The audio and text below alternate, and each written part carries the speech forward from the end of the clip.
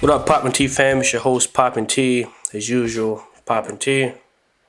Pop, what's the tea for today? So the tea for today has to do with the San Francisco 49ers. There has been rumors of Brandon Ayuk maybe getting traded this offseason, and it looks like the 49ers are looking to deal Deebo Samuel as opposed to Brandon Ayuk, which I kind of understand as Ayuk is more of a complete wide receiver and Deebo is more of a gadget. Maybe doesn't have the same route running ability as Brandon Ayuk, and maybe they're looking for that complete receiver in the offense more than some of the yak guys.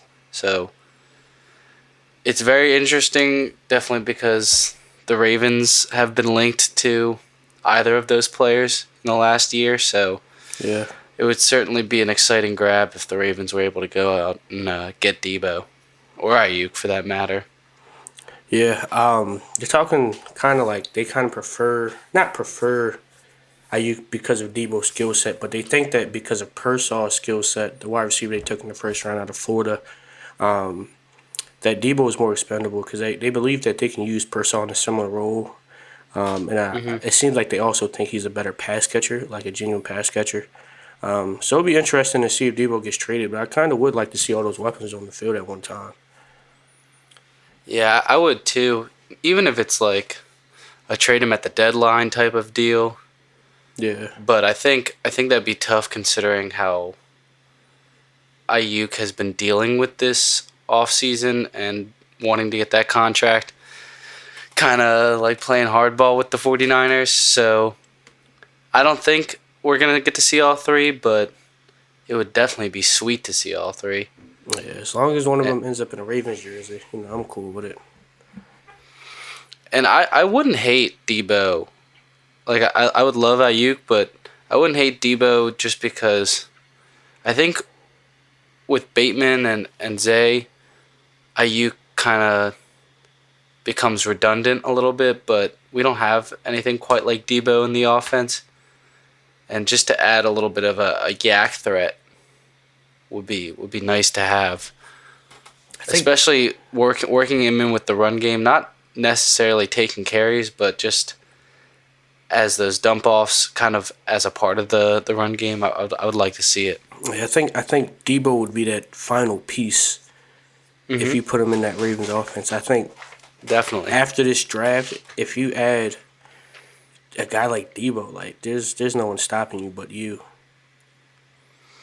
Yeah, I mean that's a great segue into the draft.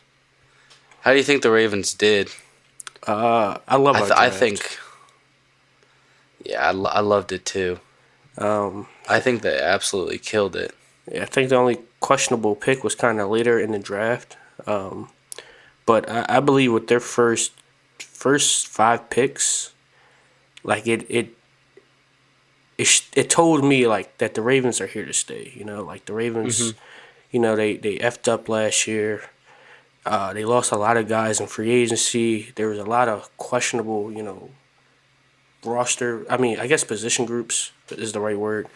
And they answered that in this draft, especially with their first five, all throughout the draft, really. But I really like our draft. I give it probably like A minus maybe because of one draft pick later on. But I'm very pleased with it overall.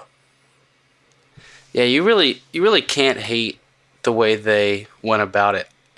In a way that I feel like they still addressed all their positions of need while going BPA. Yeah, Because we knew going into this draft, like, okay, the Ravens need corner, the Ravens need edge, the Ravens need tackle, the Ravens need receiver. In some fashion, we know that's what we need. And they went out and grabbed all those positions while double dipping at corner in the first five picks, which hands off to EDC because that's awesome when you can still get the best players on the board at positions of need. yeah, It's just beautifully done. I love the Wiggins pick. A lot of people have kind of soured on him because of his size. He's a slender dude, but I think he might have been the best pure coverage receiver or corner in this class. He's scrappy, he plays bigger than his size, and he's already put on weight since that combine. I don't know if you saw, but between his combine and his pro day, I think he put on 8 pounds Yeah, of solid yeah, weight. around there. So if he can bulk up a little bit more, maybe get up to like 187, 190, that range, I think that's very comfortable in today's league, especially with more slender receivers coming out. I don't think I would prefer speed over size at Yeah, that position yeah, I can't personally. knock that. It's like at first when we drafted Wiggins, I not to say I wasn't a fan of it, but like I wasn't ecstatic. There were a lot of picks beforehand for the Ravens for certain teams where I was like ecstatic for the pick. Like I was like, I love this for them. And I think it was really because for the Ravens we have B. Steve, we have Marlette, and we have Humphrey. Like obviously that's it after that. But like you also have Marcus Williams and Kyle Hamilton in the backfield. So to me, corner wasn't our most pressing need. Like to me, it was wide receiver. Because you only got Zay, Bate, and Nelly, and I just don't think that groups compares to the DB group in my opinion. So like to me, I was waiting for the AD Mitchell to be called at pick 30. That's really what I was expecting for us. But as the night kind of went on, I kind of really just sat and thought about it, and I began to like the pick a lot more, especially after the Chiefs took Worthy. Getting two guys that run 4.3 speeds, one at wide receiver, one at corner. It just makes sense, especially because they have Hollywood over there. So it just kind of seemed like a chess move piece to me. I know the Ravens said like that was their guy that they wanted. If he was there, they want to take him.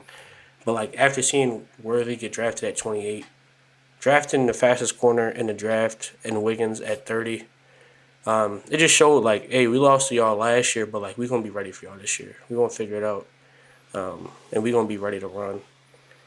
So I really like that Wiggins pick. Starting off round one.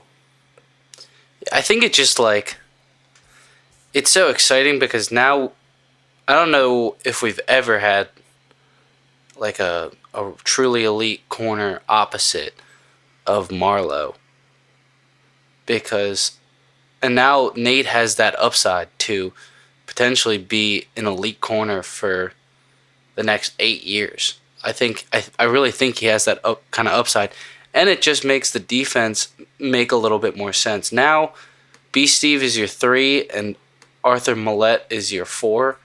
That sounds a whole lot better in my head than Millette being my 3 and Brandon Stevens being my 2. And I think Brandon Stevens played great last season. I agree. But now you have 2 bona fide ones on either side of the field. I think it's and you can we know about Marlowe's slot versatility, so And B. Steve. I don't know. I think B. Steve can also play in the slot. To make the number 1 defense that much better, I loved it. Yeah. Keep adding players to that defense because we know we lost a couple, but I think we replaced it very well. Yeah. Going on to round 2, tackle Roger Rosengarten out of Washington. I like that pick as well. 6'5", 308, ran a 4.92 40. The kid's an athlete. He started off his career at left tackle at Washington. But then once they got Penix because he was left-handed, he switched over to right because he wanted him to be his blindside protector. So like he can play both sides. I wasn't really familiar with him, but I watched his tape, after the draft. And I just love his pass sets. I love how aggressive he is with his hands and his punch, and I think he plays with good length. So I definitely think he has a opportunity to come in and fight for that starting job immediately. Yeah, I was a little hurt by the pick just because Kingsley Suamataia went the pick after to the Chiefs, and to me, Suamataia was the guy to get in round 2 just because of his upside. But I think Roger is more ready to go right now, and this is a team that's ready to go right now. Maybe he doesn't have the theoretical upside of a Kingsley, but if he can be your starter year 1, you're not worried about how Kingsley might be better someday. And when I this is a dude that when you watch the Fa'atanu tape, you couldn't help but notice this dude on the other side was playing well as well. Like, I went into the Fa'atanu pick to watch Fa'atanu, and I noticed this dude on the other side because he's a solid player too. And I think a lot of people started to realize how good he was because you saw him start to rise up draft boards before the draft as more people were getting more exposed to his tape. So I think to get a starting tackle, or hopefully a starting tackle in the second round, at the end of the second round, great work by DC. Yeah, and like you brought up a good point in the Kingsley pick. I like the Roger pick because I just felt like Kingsley he would have had to sit and wait, and Yeah. we don't have that time right now. Dudes are going to be getting paid in these next couple of years. You got to try to win while you're young, while it's cheap, and before Lamar's price tag start hitting. So I definitely think this is a guy that can go in and start now. It'll be fun to watch him in our next draft pick, Adiza Isaac out of Penn State, go at each other in rookie minicamps. How did you feel about that pick, outside linebacker? I liked it. I think I'm correct in saying that he played off ball for a little bit at Penn State and then just recently switched to edge, right? Yeah, And he already is a great edge rusher. Obviously, he's got some work to do, but I liked the thought process because I think there was maybe more refined pass rushers, but in the third round, I think that Adisa has the highest upside out of anyone else that was on the board. Just because he's still learning the position, he's a freak athlete. Insane burst, insane speed, insane first step. And so, in a room that we already have a couple vets that are ready to go, give me that high upside player that could be a solid number 2 next to Dafe. yeah. He had 7.5 sacks in 2023, this most recent year. 4 the year before that. So it's nice to see a player take that step, especially at a new position, to go from 4 sacks to 7.5 sacks in just 1 year. So like you're talking about the upside, it just makes you wonder how good can he be, especially with our new D line coach. You saw that D line take a step up next year, so it's wonder like once he gets his hands on Adiza, what can he do? Can he push him to that next level? I don't know. It kind of just feels like an insurance pick, like you said. We have some older guys in the group who are going to play right now. It's going to be Van Noy and Odafe as the starters for sure next year. Hopefully Ojabo is healthy. And you have Tavius Robinson. So this is a guy that I think can come in there and play. But I'm not looking for him to make an immediate impact. This is one of those ones I'm fine with waiting for a couple years to finally put it together and finally make an impact on the team. I also think it's a nice pick because it should light a fire under Ojabo. These are very similar players, athletes out of the Big Ten, and he's got some competition now. He's got some young competition. Obviously, Kyle's some competition for him now, but we have 2 developmental guys that are fighting for that job as a rotational pass rusher, and I think it's going to be a good competition. I'm excited to see who comes out on top because I haven't seen a ton out of Ojabo to say that Adisa won't take more reps from him like over the next few seasons. 100%. And then to really nail the last, or to nail that 4th round pick, getting Devontae Walker at pick 13 in the 4th round. I loved that pick. Same. Just Same. I'm with you on that. I mean, I saw Tez tear up the Canes when I was in college. And not in college. This last year, I just graduated. But he has wide receiver one upside. He had a pretty terrible senior bowl practice and game. He was dropping a lot of footballs, but that wasn't on his tape at UNC. So I really can see the upside with this player. I think that maybe if he doesn't have that bad of a senior bowl, he doesn't fall to the fourth round. So for us to be able to snag him up, make him wide receiver 3, wide receiver 4, and see what he can do, I love that. Yeah, he's a kid that's 6'1", but ran a 4.36 40. I love speed. If you can get speed on the field, get speed on the field. Like you said, that Senior Bowl really hurt his stock because like he wasn't dropping the balls before the Senior Bowl. Like I don't understand what happened. I don't know if he was nervous, he wasn't sleeping well out there, whatever it was, but he just couldn't catch the ball consistently. But he plays with speed, and you can see it on film. He has an average of about 31 yards per reception on his touchdown catches in his career. So like that shows you he can take the top off. And he has that yak ability as well. I don't think he'll be wide receiver 3. I think that's Snelly's spot. I don't really see him taking that from him.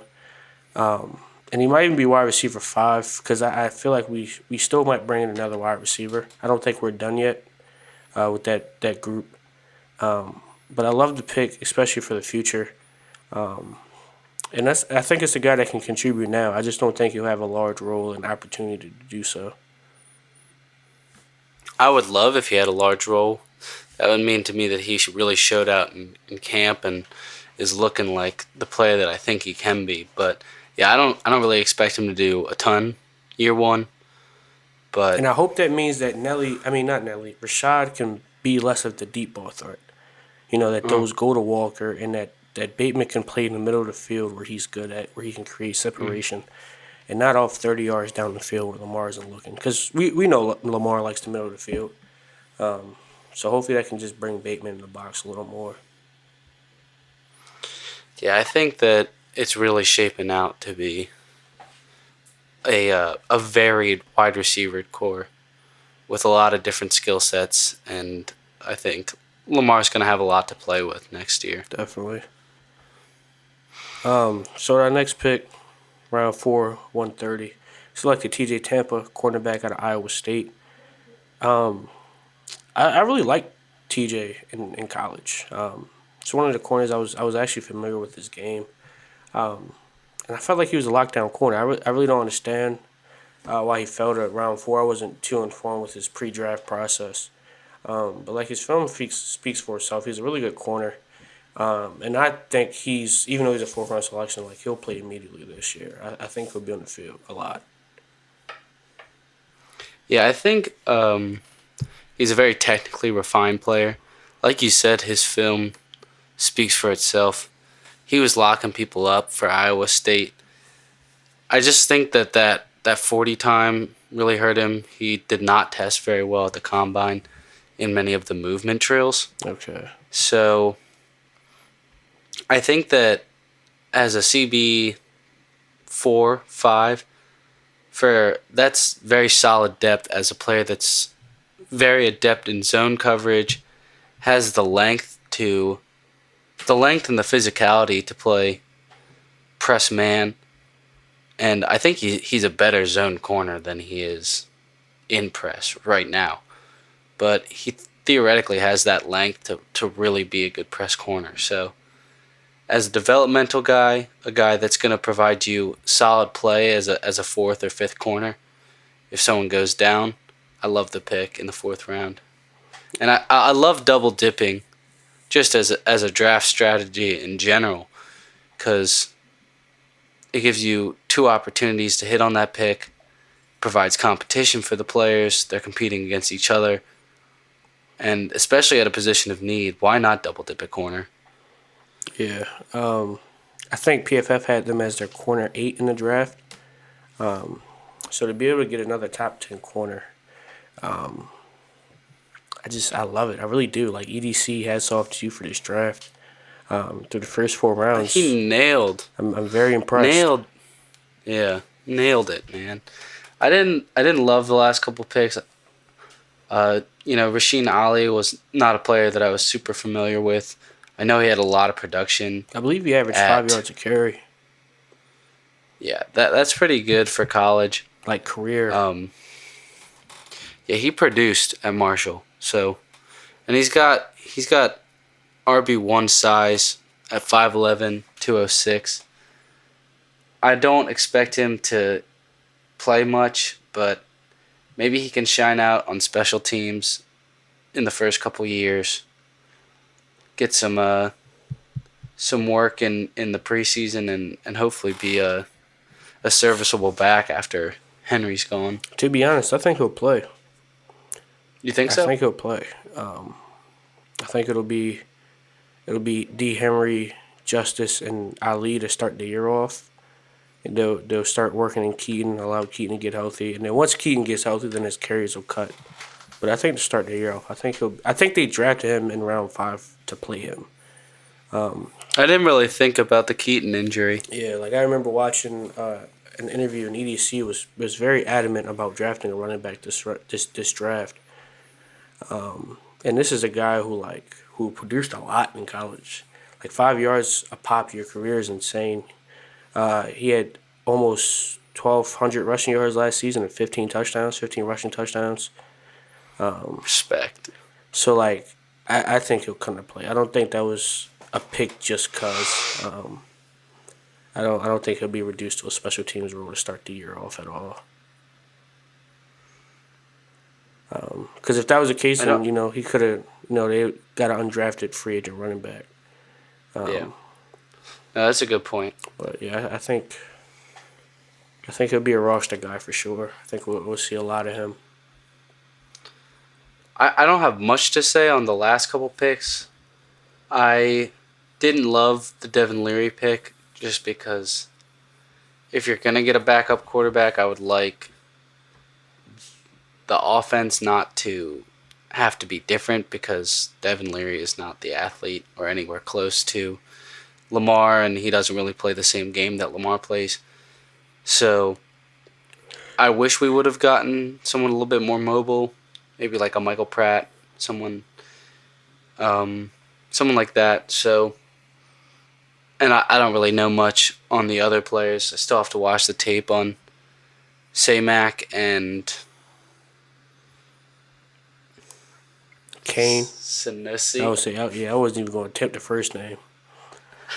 Wasn't even gonna attempt it. You got anything to say on those guys? I'm with you on the Leary pick. I was kind of taken aback because I personally thought we could have went linebacker, to fill out one of those last 3 picks just to get some more depth at the position. I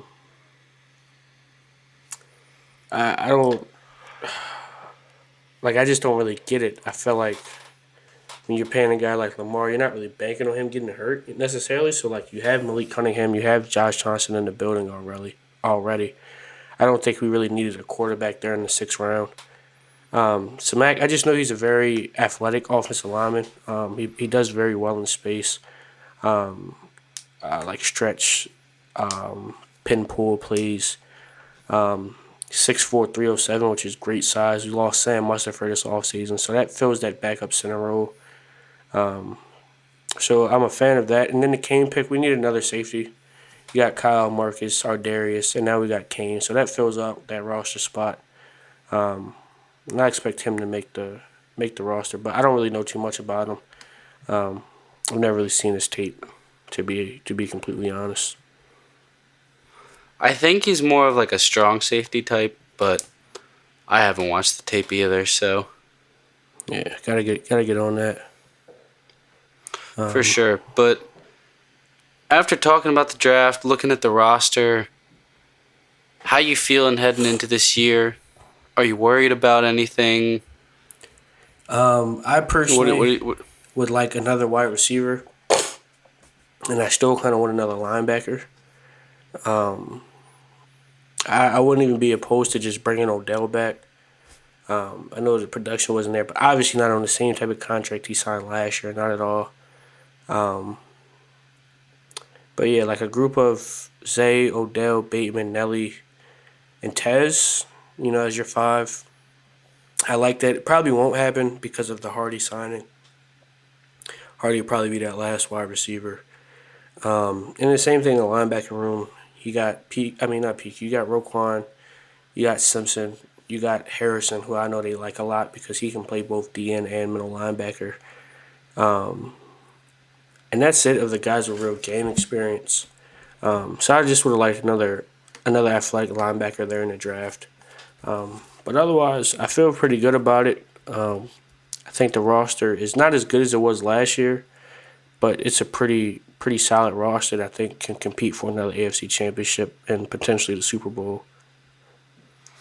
Yeah, I struggle to find a true hole on this team. I I think that the edge room scares me a little bit just because we haven't seen Dafe turn into the true alpha that we've kind of been hoping he could be. He definitely played his best season last season, and I'd like him to continue and make another step. But on the other side, it's super old Kyle Van Noy, David Ojabo coming off an injury, and Adisa Isaac, potentially Tavius Robinson. It worries me a little bit. But Yeah, I think between Adisa and Ojabo, one of them has to emerge as, especially since we have done such a good job of developing these later round edge rushers. I mean, think about Zadarius Smith, think about Matt Judon. Like, these are more athletic guys than either of those guys, in my opinion. yeah.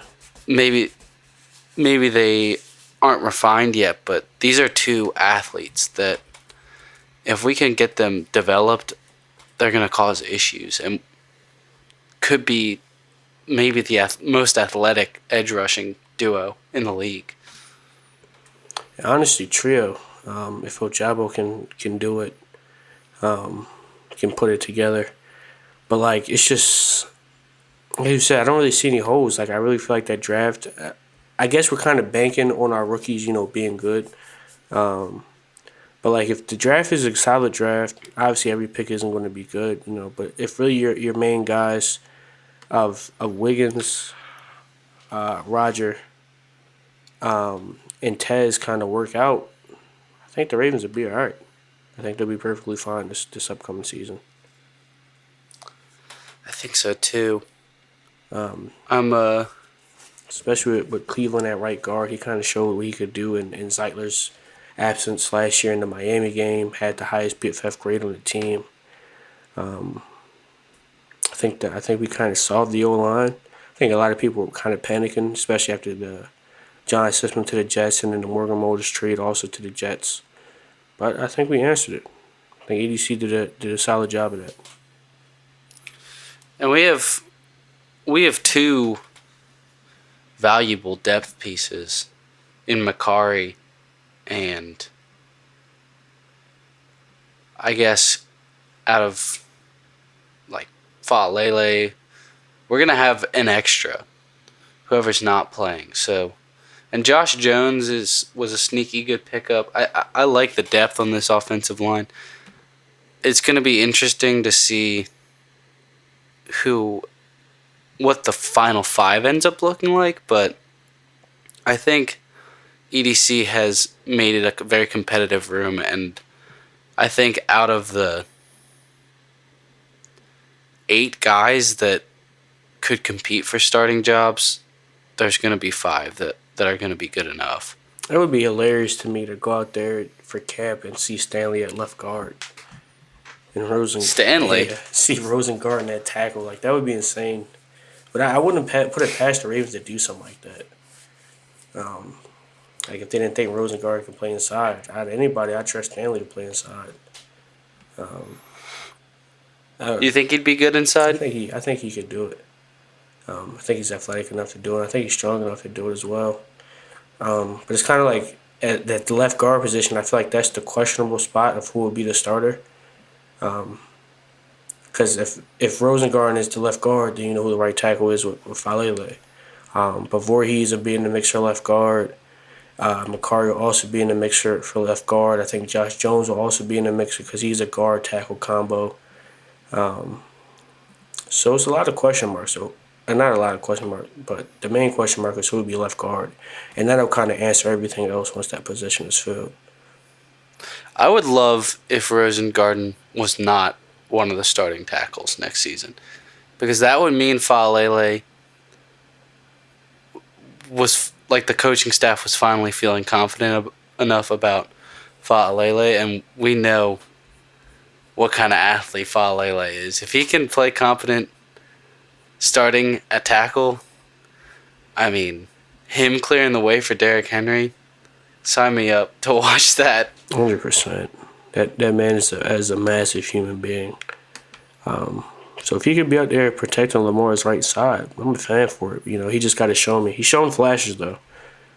It'd be like having another Orlando Brown out there. Like that would just be, I'd be crazy by that war room. You know, if they were to find another gem in the late round like that. I'm very excited for this roster. I am as well. I'm banking a lot on Odafe though. After last season, I was a little nervous, but like as time went on, like I kind of realized I was like, all right, he kind of proved himself this year. So hopefully he takes another step, and it can become. I don't need him to be a dominant pass rusher because I'm banking on Matabike to be the dominant pass rusher. But if he could just step into a Clowney role and have 9 sacks, I don't need him to get double digit. I just need him to be a force. I need him to get TFL's pressures. I need him to be, a havoc, in that D line. And hopefully Ojabo can stay healthy and he can show me something too, because Ojabo was a first round draft pick before he tore his Achilles at the combine doing drills. I think a lot of us forget that sometimes, but like he was top 20 projected. So him falling to us in the second round was a blessing, but he hasn't been healthy to show us that was a blessing. So hopefully he can show us this year. Honestly, both of those first round picks, I think from 2021, this is like really big year for both of them. Because Bateman is the 2. He should be the 2, and I think he has the potential to play as an elite 2. And Dafe now has sole control of the number 1 edge rusher spot. Yeah. Both of these guys, I believe in both of these guys still. I'm not sour on either of them yet. And I think that both of them could have potentially really big years. I believe in Odafe more than I do Bateman, honestly. Like, I think I do too. I want another wide receiver. I don't need another edge rusher. Like, I'm cool with our edge room. Like, we can go into the season like this, but our wide receiver room, I want another wide receiver. Like Nelly and Bateman are my 2 and 3. I don't really like that, to be honest with you. Like, it works on Madden, but like in real life, I want another guy out there. I want to give my quarterback as much help as possible, like everybody else in the league does. What's his name? Like CJ already had a bunch of weapons. And they said, all right, don't worry about it. Let's go get you Stephon Diggs. Let's go get you another one.